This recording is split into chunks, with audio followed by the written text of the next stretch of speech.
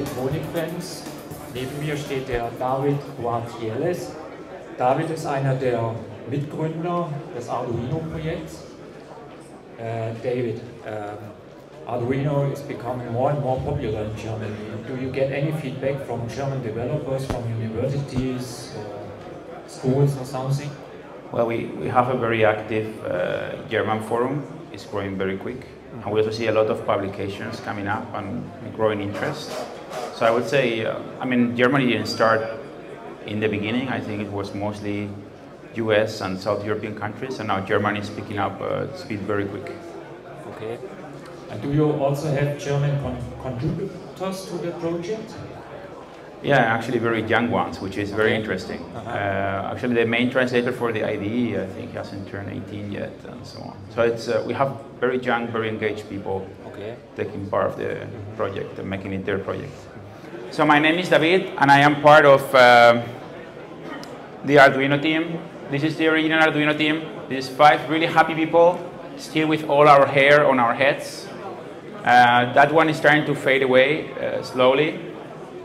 Then the Arduino team started working in 2005, and I'm going to tell you a couple of the ideas behind our project, and I will show you a couple of things that are being built with Arduino. So one very important idea is that there comes a time when technology has evolved enough so it can be adjusted or adopted by different groups. For example, the first mobile phones were probably too heavy and too advanced or too complex at the time, or too expensive even, to be used by 5-year-old kids. Okay, we have a really good, thank you. That's a really good example. So, but you know, technology evolves, and there comes a time that when we see that something in technology is actually strong enough or ready to be used by other people. And that's what we identified with embedded electronics. We realized that it was very interesting for engineers, it was very interesting for hobbyists, but it was even more interesting for designers and artists, people that were thinking about future applications in completely wild ways. And we thought that it was a bit awkward that industrial designers were designing our future devices and I didn't know anything about electronics. So we realized it would be very interesting to bring embedded into the world of design. And by doing that, we created a set of tools that suddenly became very interesting for other people. And that's a story behind Arduino. So our idea is to produce knowledge.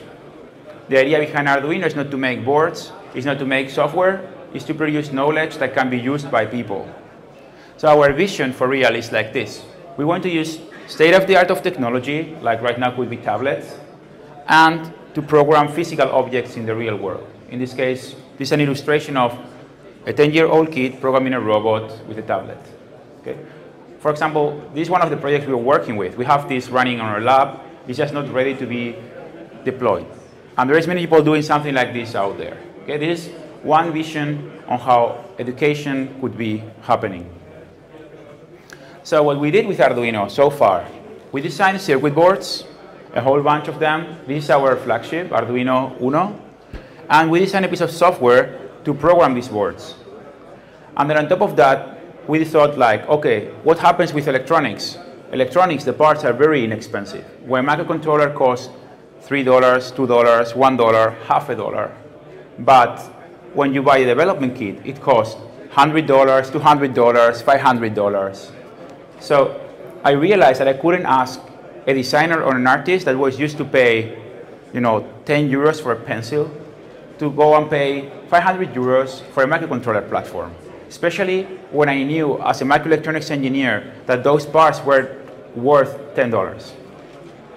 So we decided like, okay, how much is the electronics worth? How much is the software worth? How much is the documentation worth? Let's make the compendium of everything cost as much as a textbook. So in 2005, the average textbook for one of my design students was 25 euros. So we said, Arduino has to cost 25 euros VAT included. And if you analyze historically the price of Arduino, we'll see it's 25. You know, the taxes might change, things might change, but the Arduino is still 25. So the actual value of Arduino is decreasing, but the amount of boards sold is increasing, as I will show you. So this idea, this kind of thought generated a community by itself. To be honest with you, the only thing we did in 2005 is to make a wiki where we had a picture of a hand holding a board like this one and say, guys, this is open source, the software is open source, take it, use it, the board design is open source, take it and copy it, the documentation is open source, take it and make books. And people started to come around and send a lot of email, and we realized we couldn't answer email. Not anymore. So we created a forum, and the forum today has over 100,000 subscribed users. Pretty active, by the way. So the community grew by itself. People wanted to be Arduino users and embrace the project and make it happen by themselves. And this is a very important thing. It's like we didn't come one day with this gigantic idea on how this had to be. We had a very small idea, and people took the idea, make it their idea, and the only thing we did was to channel the discussion. And the thing grew by itself. So this is the Arduino coverage in the world distributed by continent. Yellow is Europe, so you guys are part of the yellow group. Green is North America, which means Mexico, the US, and Canada. In other words, the US. So as you see, the US takes 36% of the Arduino share, so to say, but Europe takes 37% of the Arduino share. This is very important. This means that in Europe, we have as many people interested in building with electronics as in the US. And most importantly, the thing that really strikes me is that Europe is a very divided continent. We have different languages. I know a whole lot of people in the Arduino forum that don't read the English version of the website because they just can't understand it, unfortunately. Right? The same thing happens with Germany. The same thing happens with France.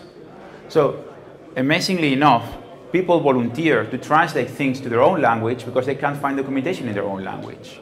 So that's what's happening in Europe. So we have a completely different attitude and a completely different character. And that's very important. I think that's something that actually Elektor has to focus on. So this is our flagship, Arduino Uno. And if you're an engineer, you will say, this board is a piece of crap. And as an engineer, I will say, what the hell, you're right. But I designed this board, and I made it blue. So, you know why it's blue? This is an amazing story. You know that when boards are green, in the visual inspection in the factories, people tend to start commit 40% more errors after 4 hours work. When they're blue, the light reflects in a different way, so they are more accurate for a longer time. So, until August this year, we made 600,000 of these boards.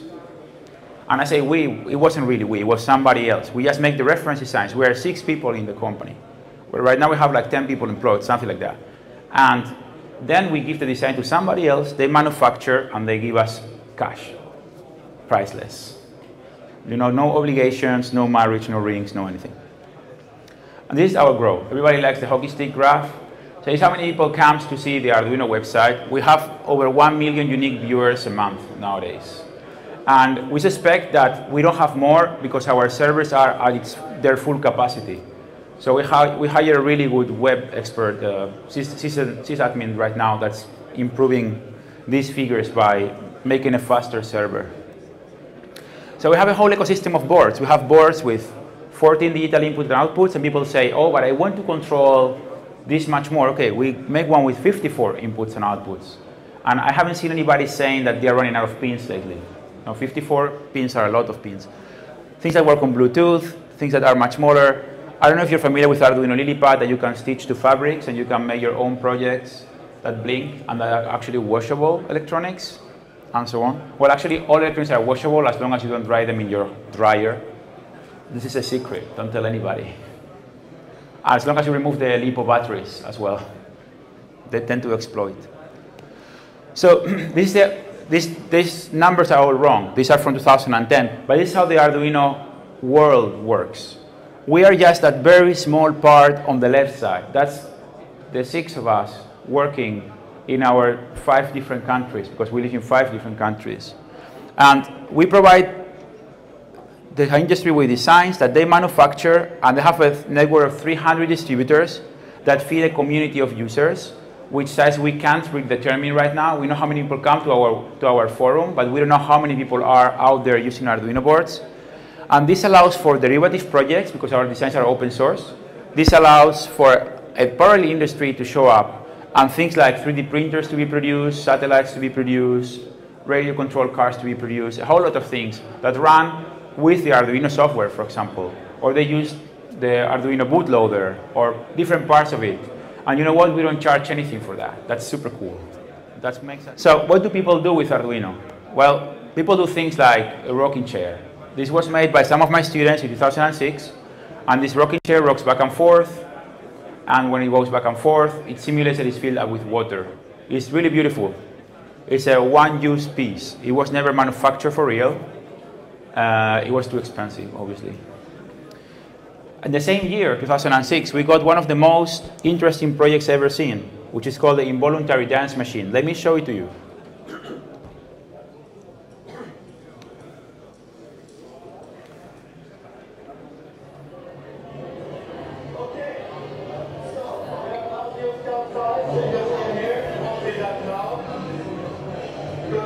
The audience was really excited, so you will almost not hear the music, but the idea is that the music is being analyzed in real time, and that is sent to an Arduino that triggers electroshocks on the arms and the legs of this guy. This is the first documented Arduino project ever made with an Arduino serial board.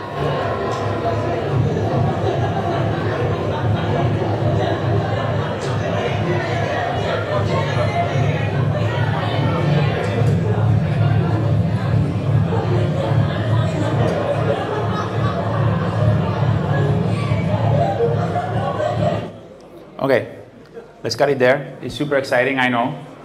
The guy survived. He made this show 4 times that year. So I've seen a lot of art projects being made with Arduino, mostly because artists are usually in a low budget. So many times they pay engineers to help them out, and they don't pay themselves, which is a bit unfair in my opinion. So this project, for example, was made by Daniel Palacios. He's a Spanish artist living in Berlin. And it's a really beautiful, it's an extremely beautiful project. It's based on the idea of having a rope rotating at different speeds on both ends, and that generates 3-dimensional shapes in front of your eyes. You can stare at it for hours, and you will never see the same shape twice. This is actually, I'm really proud to show you Melvin Oxman. He's a German graduate from the Cologne School of Architecture, and this is his first Arduino project. It's a virtual reality helmet. This is a prototype made on a bucket. I promise you the bucket was clean. And the idea is that he was gathering sounds around him and rendering them into images. And he made low-res screens with a lot of LEDs. And then he jumped into making a more complex helmet that was also translating the distance to the walls in sound. And the helmet was really, really heavy, but it was really well designed, so once you had it on, it actually didn't feel so heavy. And I always say that when a security guard in an exhibition hall takes your stuff and wears it every night, is that you succeeded. You know, these people are there the whole time, so they handpick the best pieces. So we were running out of batteries every night in this project because the guys were playing through the night with it. So as I said, there's a lot of derivative projects that are built using Arduino as part of them. One of them is the world famous RepRap, the 3D printing project. And I'm really proud to say that even though many of these printers ended up not using an Arduino board inside, they use the Arduino software to distribute the firmware to these boards, which is very amazing to me. I mean, it's like you can get the 3D printer, and then you build your own 3D printer, sorry, you don't just buy it. And then you have to program the software on the printer by yourself. And the software is programmed using the Arduino IDE. You know, again, this is a very good example on how open source helps other projects to develop further. I used to say that I hate robots.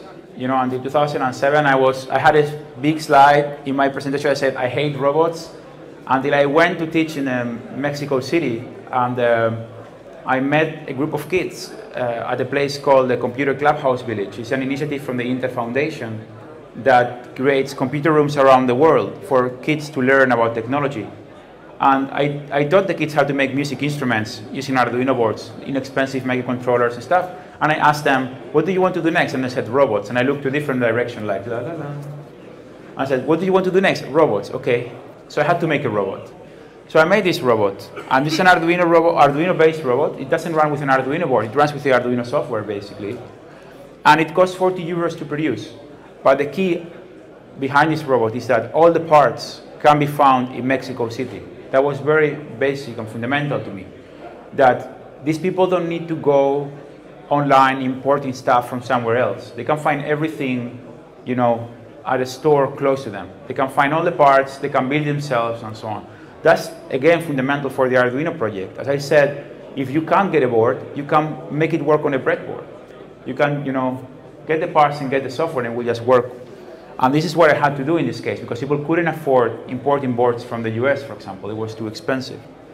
So, thing is, I started to see a lot of robots. And one of the projects the kids did with the robots was this one, like a classic maze solving. So they were programming, they were calculating the times, and then programming the commands as if it was logo, you know, go straight, turn, and so on. You will see that the robot is not very precise. When it says go straight, it does a bit like, well, that's a price to pay. You make it cheap, you don't get the best. And in the end, it makes a dance. So something very important to me, again, is how to adjust something like this, electronics, to a place like this school in Mexico. At this school in Mexico, they are really, really good in paper sculpture. They make really big skulls that they sell to the city council for the November 1st, you know, the Day of the Death. They probably celebrate in Mexico. So the kids, they are really good in doing paper sculpture. So they did paper sculpture for the robots, like this one. So every robot ended up having its own paper character.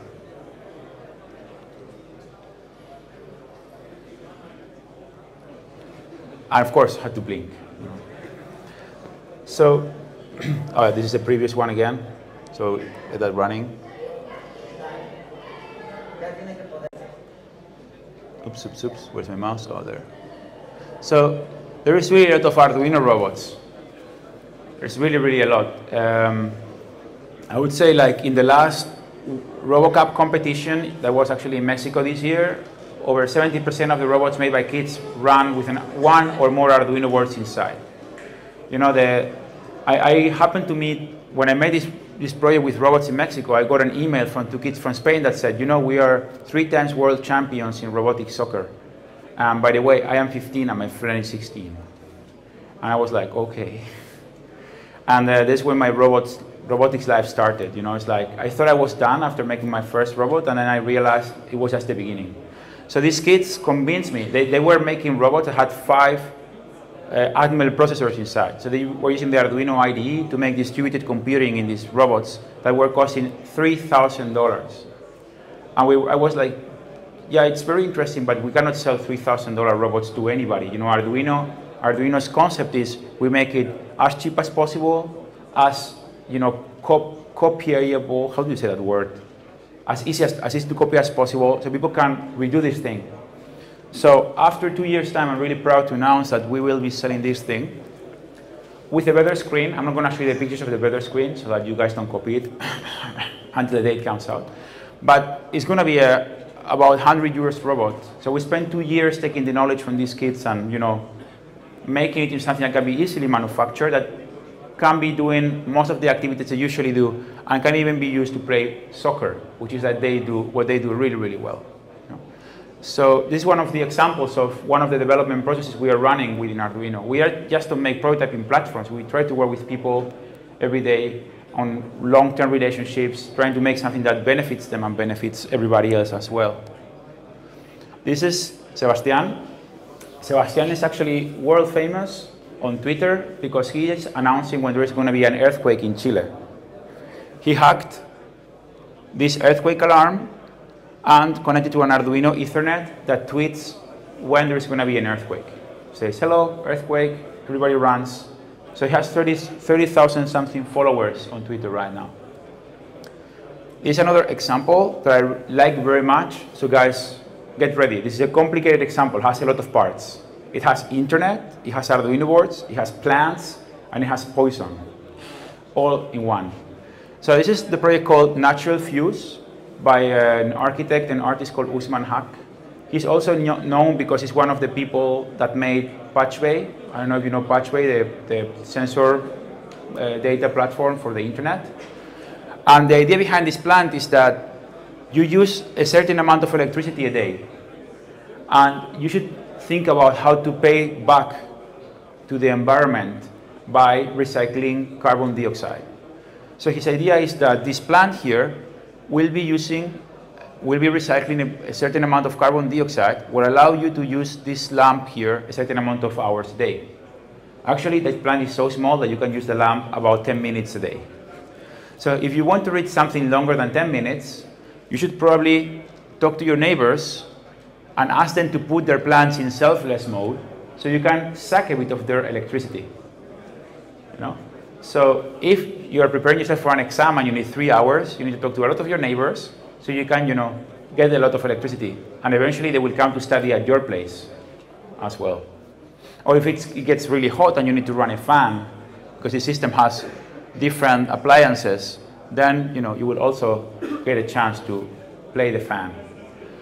One of the very interesting things is that if you put your plant into selfish mode, you're sucking. If you put it in selfless mode, you're giving away. But you can be giving away much more than your plant actually can regenerate. And in that case, your plant will be fed with vinegar and it will die.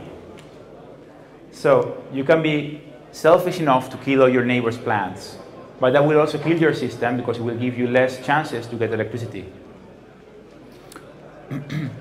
Another example of something that is connected to the internet that became very relevant is the example of Fukushima.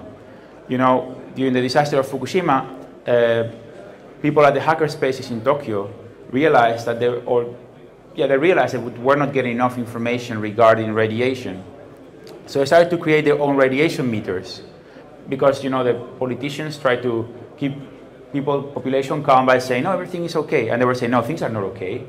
They were like, the guy that made one of these projects explained us that they took a piece of land and they brought it to the Japanese parliament and threw it on the table and they put a Geiger counter and the thing went like bananas. So they did a lot of these actions. And one of the actions they did was to start monitoring radiation by themselves. And they asked for help to people around the world. And people in the Arduino community started to produce things like this shield here, made by Libelium, a company in Zaragoza in Spain, that measures radiation, and thanks to an Arduino board and a small patch, it's posting to the internet the radiation at that specific geographic point.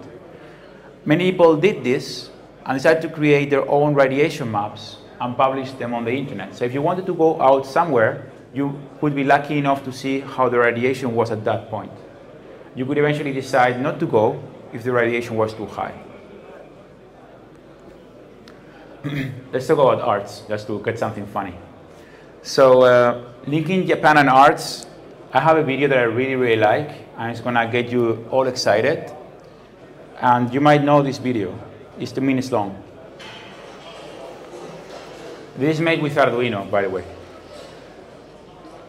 It's from the artist Daito Manabe. He made this ad for Nike.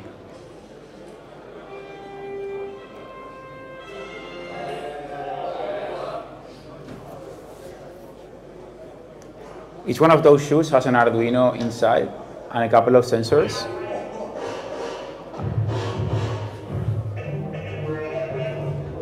And it's a very famous DJ couple from Japan.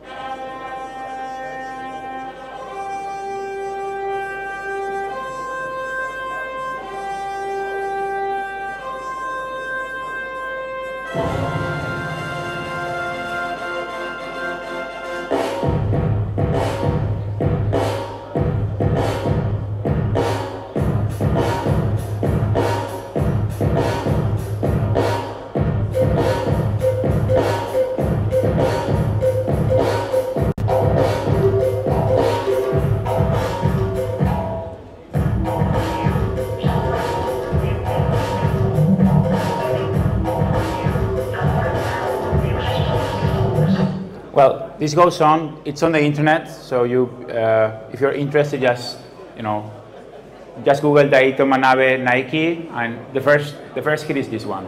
It's also there's also a very interesting video that is the making of, where the two DJs are saying this is not working, this is not working. It's like, because usually when you build a music instrument, you want to master this thing. It has to be very deterministic in the way it behaves. It's like if you do like this and that generates a certain sound effect, every time you do like this, you want to get the same sound effect. You want small variations on it, you want small vibrations on it, but you want the same kind of feedback in the same kind of point. So the guys had to work with a whole bunch of different flex sensors inside each one of the shoes to make the thing work for real. On top of that, I wouldn't really run with those shoes because it has so many electronics, you will end up, with a board punched in your foot at some point. Another artist is Ståle, and Ståle really likes, he's from Norway. He's a professor doctor, by the way, in fine arts, and he's analyzing physical feedback with haptics. So he does jackets like this one. This vest has 80 motors, 80. How do you say 80 in German? 80. Dankeschön. I mean, my German chip is still... So we made this modified Arduino, what we call the flower, has an Arduino Bluetooth equivalent in here, and each one of these leaves runs 16 motors. In total, 80 motors, and some extra space. But this is how we started. We started with an Android phone, and Arduino Bluetooth, and an Arduino shield that will just run 6 motors. And then we scaled up. This is actually a very common development scenario. People take an Arduino board, they try the thing very quick because it works out of the box. And once it works, they take the Eagle files and then redo the design to accommodate their needs. So then he made another variation using a cable. In the articles I'm writing for Elektor for November and December, I'm explaining how to use Arduino Mega 80K with an Android phone, how to connect to a physical device and send information back and forth. And in this case, they made a simplified version with only 16 motors because they wanted to have 4 jackets. And this is Oslo's main square. And people that didn't like it was the Norwegian police. And Oslo has a really bad relationship right now to people wearing electronics down the street. So don't do it. So yeah, I told you a lot of stuff. I told you that Arduino is a group of people that are trying to generate knowledge, and then I went banana showing you examples about people doing all sorts of stuff, trying to kill plants, destroying their feet with Nike shoes, and so on. But I think that the most important message that I would like you to get today is that you should get excited and you should start making things.